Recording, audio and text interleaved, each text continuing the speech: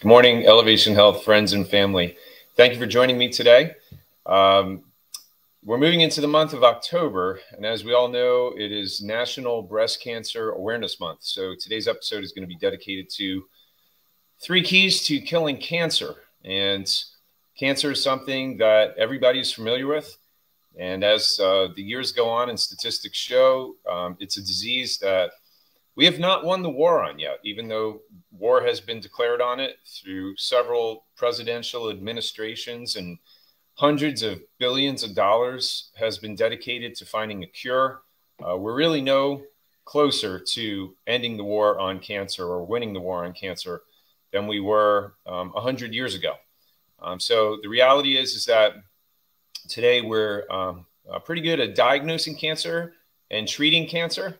And some of us may say that we can cure cancer, but in the end, killing cancer is not the same as curing cancer. Because what you're going to learn at this upcoming workshop is that cancer is not something that can be burned out of your body or radiated out of your body or poisoned out of your body.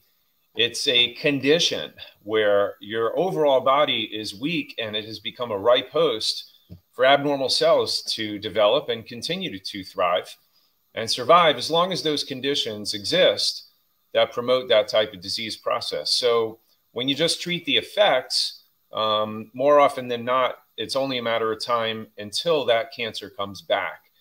So I love to sit down and discuss this with my patients in videos like this or at workshops where we kind of really peel back the layers and get to the truth behind how this disease process and most disease processes work when we uncover the cause, the source, and the root of things such as cancer. So in this episode, we're going to briefly discuss how your DNA really holds the key to turning on cancer-killing genes or turning them off. There's also cancer-promoting genes that can either be turned on or turned off.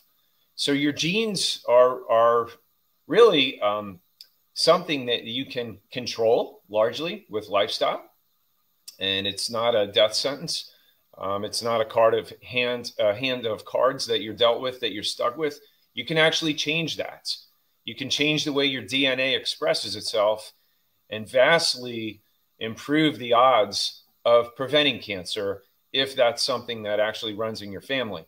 So it's important to pay careful attention to this, because over time, if you're not on your game and on point with being proactive with these particular items when it comes to lifestyle, which are going to influence the genes, that's when cancer can sneak up on you and get a foothold.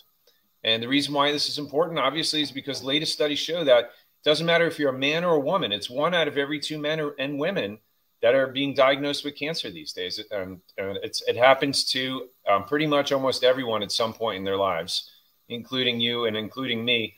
I'm not above the law. I'm not above those odds. So I take this very seriously, and I do things every day as if I'm aware that, you know, I would have a disease, that I am always looking to overcome disease conditions. I'm always looking to promote cancer fighting and disease fighting genes. I want to promote that in my DNA. I want to promote that in my lifestyle.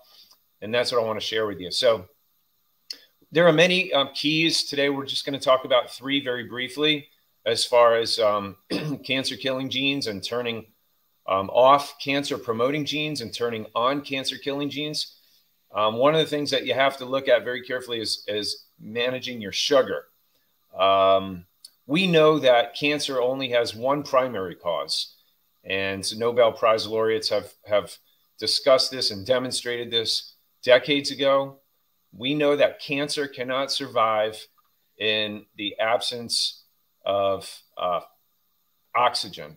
And so the replacement of respiration of oxygen in normal cells by fermentation of sugar is what promotes cancer formation and cancer thriving in the human body.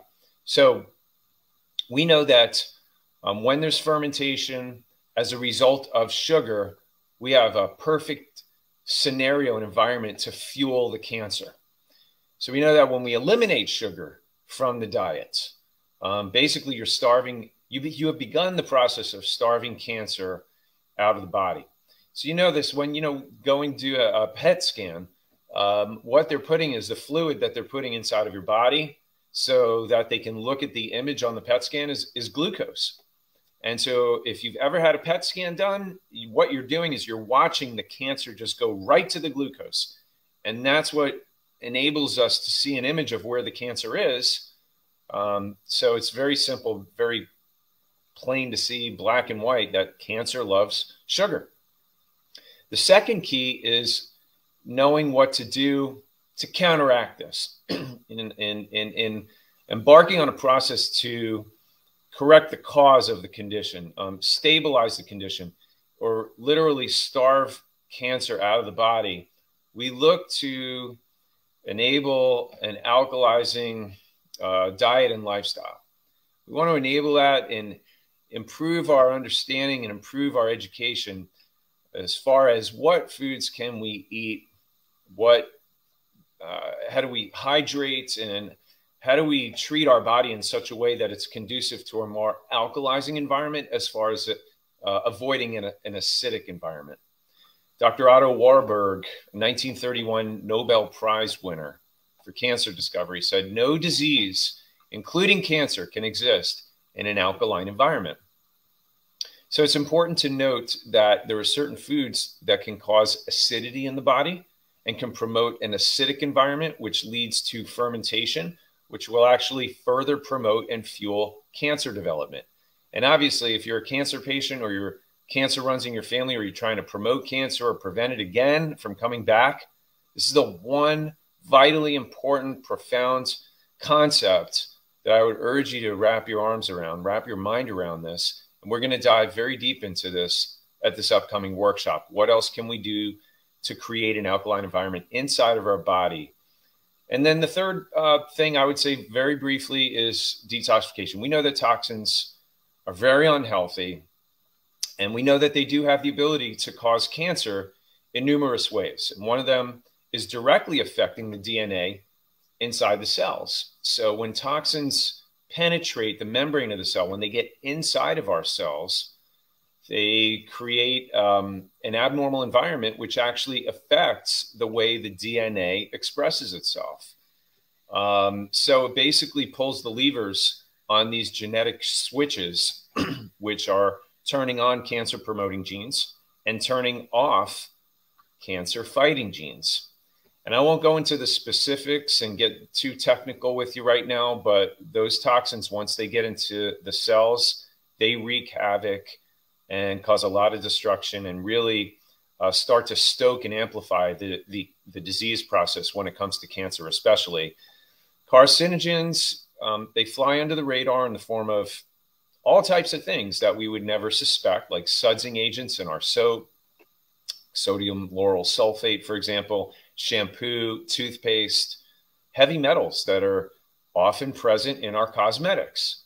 An example would be lipstick with lead in our water supply, aluminum in our deodorants, amalgam fillings have mercury. And then there's something called glyphosate, which is the active ingredient in Roundup, present in all corn and soy products.